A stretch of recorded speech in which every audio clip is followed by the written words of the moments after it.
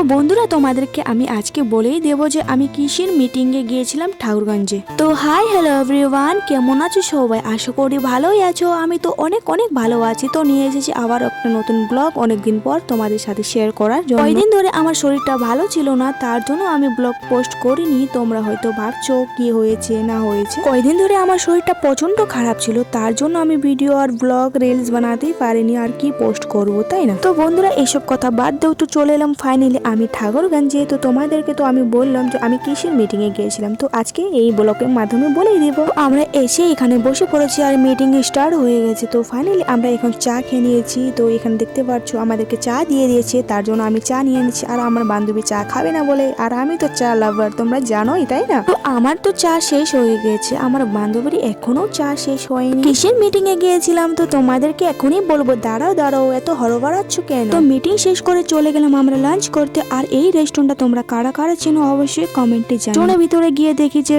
মানে ডেকোরেশন ভালো ছিল আর খাবারগুলো মোটামুটি ভালোই ছিল। তো আমরা খেয়ে দিয়ে একটু বাইরে বেরোলাম। তারপর আমি আর আমার বান্ধবী একটা ফানি রিলস বানালাম। তো বন্ধুরা মেন কথা তোমাদেরকে আমি এখন বলবো যে আমি মিটিং এ কিসের জন্য এসেছি। তো আমাদের মিটিংটা ছিল যে তোমরা যদি হোটেল ম্যানেজমেন্টে জব করতে চাও তাহলে তোমরা জব করতে পারো। তো সেটাই আমাদেরকে বলেছিল সাথিয়া এনজিওতে প্রজেক্ট পটেনশিয়ালের থ্রু। এই জবটা আমার ভাল লাগেনি আর আমার বান্ধবীদেরও ভাল লাগেনি। তো আমাদের সবার ভাল লাগেনি, যার যার ভাল লাগে তারা গিয়েছে। তো বন্ধুরা তোমরা যদি হোটেল ম্যানেজমেন্টে জব করতে চাও তাহলে আমার ইনস্টাগ্রামে গিয়ে আমাকে মেসেজ করো। তো আজকের ব্লগটা এটুকুই, দেখা হবে আর নতুন ব্লগ। তো সবাইকে টাটা।